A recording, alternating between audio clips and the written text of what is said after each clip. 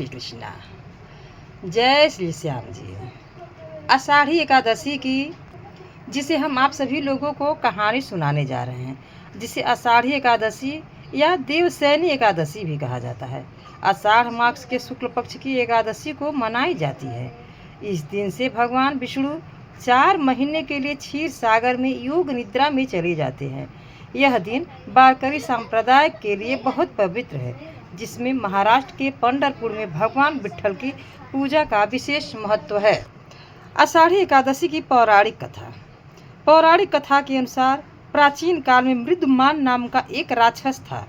उसने भगवान शिव की घोर तपस्या करके यह वरदान प्राप्त कर लिया था कि उसे कोई भी पुरुष या देवता द्वारा मारा नहीं जा सकता।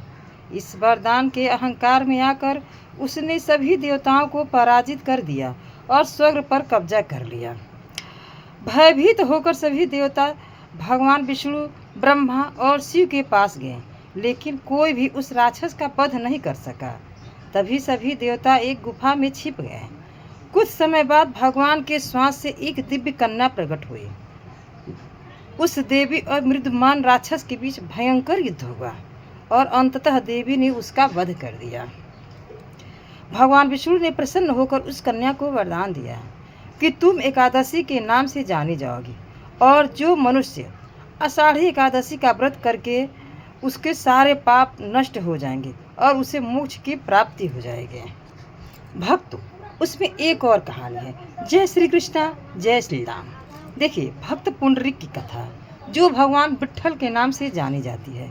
महाराष्ट्र में आषाढ़ी एकादशी मुख्य रूप से भगवान विठोबा को समर्पित है। कथा के अनुसार एक महान भक्त थे जो अपने माता पिता की बहुत सेवा करते थे, और वह जब अपने माता पिता की सेवा करते थे तो वह किसी को भी ध्यान नहीं रखते थे। जब उनके माता पिता सो जाते थे तब वह कहीं और अन्य जगह पर ध्यान रखते थे। पुंडरीक ने अपने माता पिता की सेवा में लीन रहते थे। एक बार भक्त पुंडरीक अपने माता पिता की पैर दबा रहे थे। उसी समय द्वारका से भगवान श्री कृष्ण श्री हरि विष्णु जी का अवतार उनसे मिलने आए। अपने माता पिता की सेवा में व्यस्त पुंडरीक ने भगवान की ओर ध्यान नहीं दिया और भगवान उनसे मिलने हुए आए हुए थे। जब भगवान की तरफ ये ध्यान नहीं दी तो भगवान उसी तरह से वह खड़े रहे।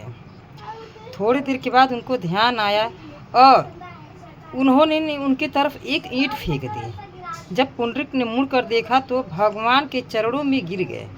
भगवान विष्णु उनकी पितृ भक्ति से इतने प्रसन्न हुए कि वो इसी ईंट बिठ पर खड़े हो गए और आज भी पंढरपुर में उसी रूप में अपने भक्त की प्रतीक्षा करते हैं। भगवान जो है